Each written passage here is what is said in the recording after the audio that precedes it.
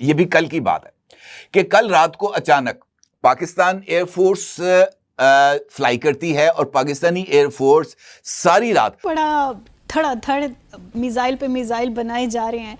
किस तरह से पाकिस्तान इस सिचुएशन को वॉच कर रहे हैं? और बताया जाता है कि एक मरहले पर पाकिस्तान और भारत दोनों की एयर फोर्सेस आमने सामने आ गईं और फिर उन्होंने जारहाना परवाजें की। जैश ए मोहम्मद के जो चीफ हैं मसूद अजहर, गिलगित बल्तिस्तान में उनको देखा गया है, जहां से लेकिन एट द सेम टाइम कल मैंने आपसे तबसरा लिया कि रेजिस्टेंट फ्रंट का नाम डाला, टेररिस्ट लिस्ट है उसके अंदर अमेरिका की जानिब से, वो तो भारतीय मौक़िफ़ की तायद थी। ऑपरेशन सिंदूर वाज फ्लॉलेस और किसी भी किस्म का कोई नुकसान नहीं हुआ है इंडिया में।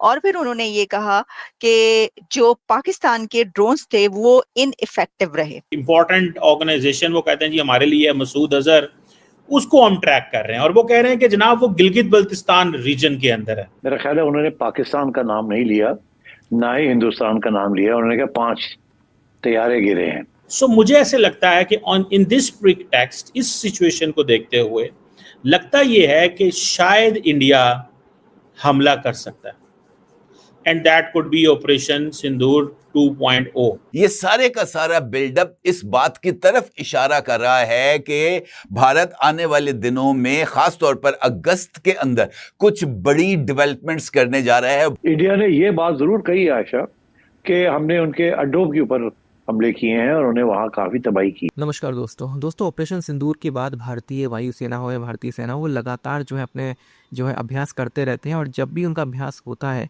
तो ये सब देख के पाकिस्तानी शौक हो जाते हैं, क्योंकि इन्हें लगता है कि अभी जो भारतीय वायुसेना अभ्यास कर रही है वो अपनी सीमाओं के अंदर कर रही है, बॉर्डर के अंदर कर रही है, लेकिन किसी भी समय उनके जो जहाज़ हैं वो पाकिस्तान पे आ सकते हैं और आने की ज़रूरत भी नहीं, पाकिस्तान के अंदर जाने की ज़रूरत नहीं। राफेल तो इंडियन बॉर्डर के अंदर से ही पाकिस्तान में बहावलपुर हो या चाहे लाहौर कहीं पर भी वो निशाना लगा सकता है, जैसे कि हमने देखा कि ऑपरेशन सिंदूर में ऐसा हुआ था।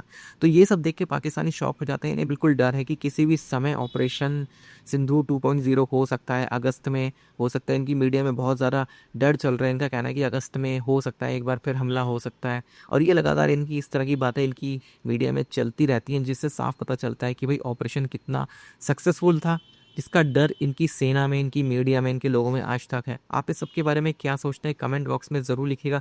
वीडियो अच्छा लगे तो लाइक करें, शेयर करें, चैनल को सब्सक्राइब करना ना भूलें, बेल का आइकन प्रेस कर दें लेटेस्ट नोटिफिकेशन के लिए। आइए आगे बढ़ते हैं इस वीडियो। इंपॉर्टेंट डेवलपमेंट ये होती है, ये भी कल की बात है कि कल रात को अचानक पाकिस्तान एयरफोर्स फ्लाई करती है और पाकिस्तानी एयरफोर्स सारी रात पाकिस्तानी सरहद के करीब जारहाना अंदाज में परवाजें करती हैं। और बताया जाता है कि एक मरहले पर पाकिस्तान और भारत दोनों की एयर फोर्सेस आमने सामने आ गईं और फिर उन्होंने जारहाना परवाजें की।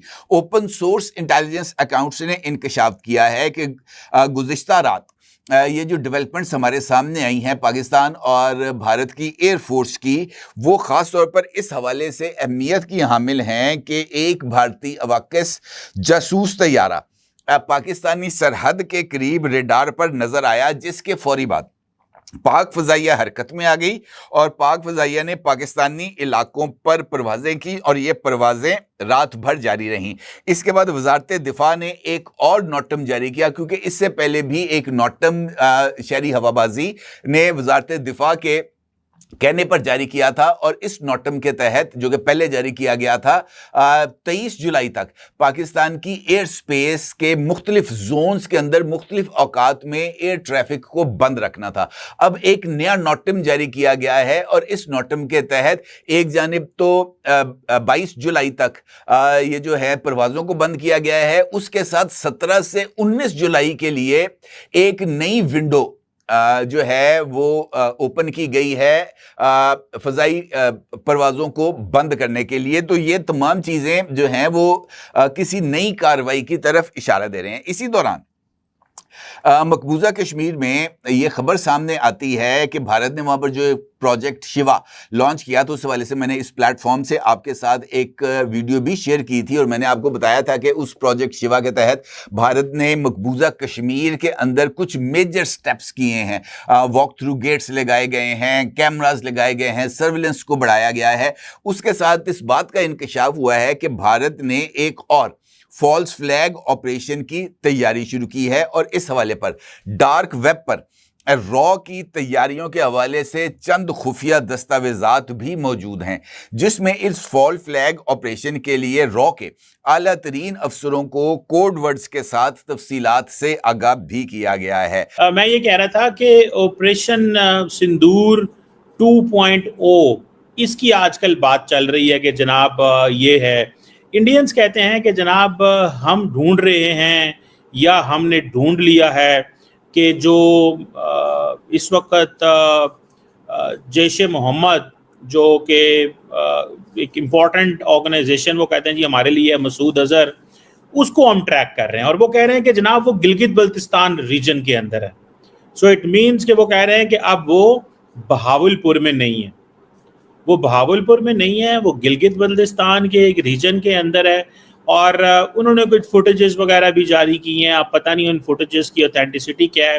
ये डिफरेंट इंडिया जो है वो कश्मीरी जो लीडर है जैसे ये सैयद सलाहुद्दीन है, इनकी इन्होंने फुटेज जारी की कि ये G10 में कहीं होते हैं, इस्लामाबाद के अंदर एक इलाका है वहाँ पे होते हैं। तो ये इस तरह की चीज़ें जो हैं वो करते रहते हैं। अब पॉइंट यहाँ पे देखें बड़ा सीधा सा है। पॉइंट ये है कि इंडिया क्यों अगर खबर जारी करेगा, अगर फॉर एग्जांपल जैश मोहम्मद के चीफ मसूद अजहर इधर हैं फॉर एग्जांपल, क्यों खबर देगा?